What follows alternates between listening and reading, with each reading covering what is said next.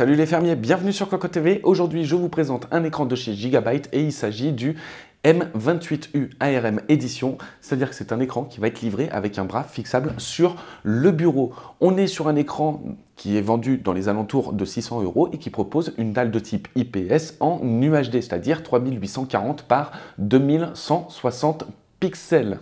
Il est capable de monter jusqu'à 144 Hz avec la prise en charge du AMD FreeSync. Par contre, on n'a pas de G-Sync compatible validé par Nvidia.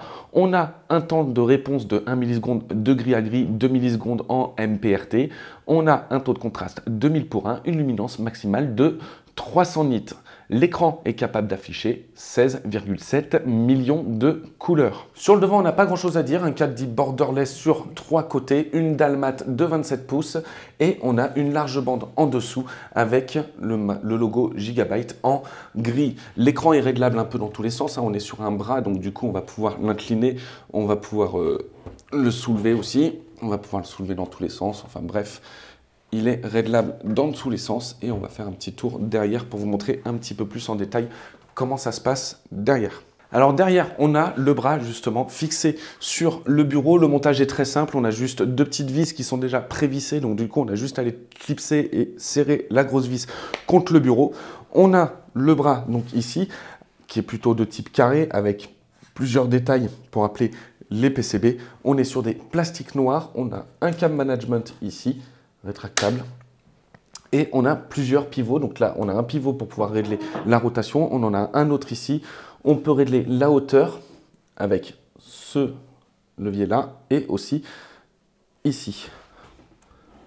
Voilà, avec le petit bout. Donc du coup, on a vraiment des réglages qui vont dans tous les sens. Et ça, c'est plutôt assez cool quand on veut bouger son écran sur le bureau sans avoir à le détacher.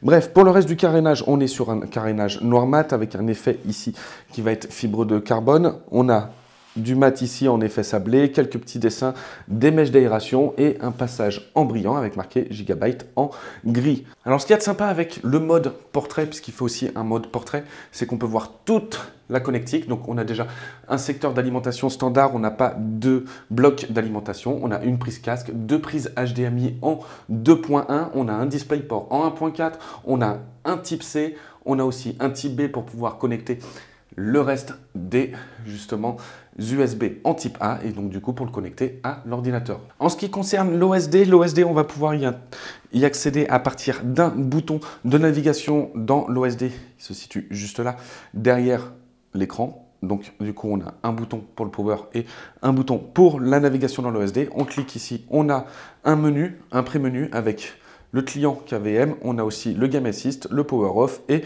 les settings. Dans le Game Assist, on va retrouver des fonctions telles que le timer, le compteur de frame. On va aussi avoir des informations sur justement le processeur avec CPU, température, fréquence, etc., etc. Donc ça, on va pouvoir le régler avec justement le logiciel de Gigabyte et quand on aura branché l'USB. Et enfin, pour les settings, on a tout. On a un OSD tout noir avec juste des petits détails en bleu, des écritures en blanc, bref, il est très lisible.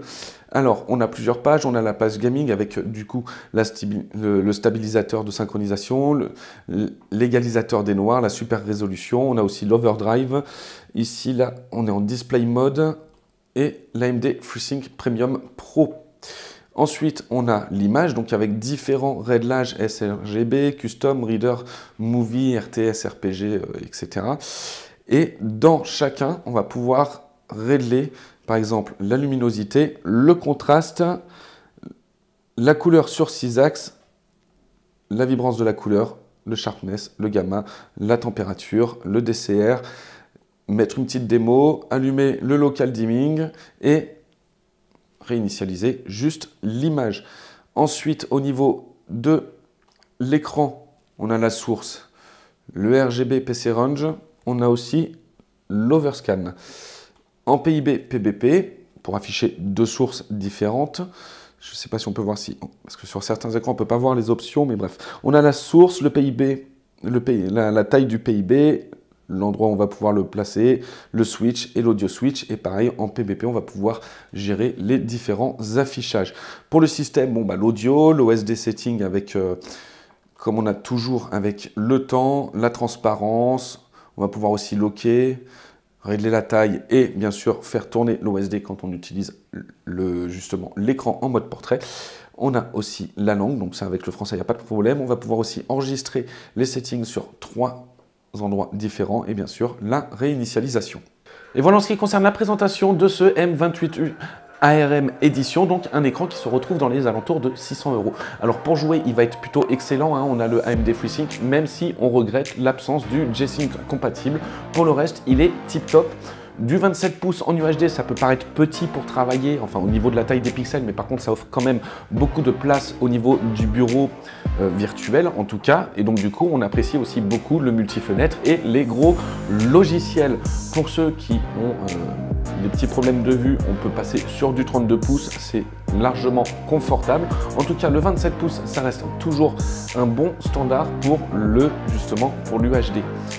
Le bras, quant à lui, il propose tous les réglages. Enfin bref, c'est une belle petite bête et ça, on aime bien à la ferme.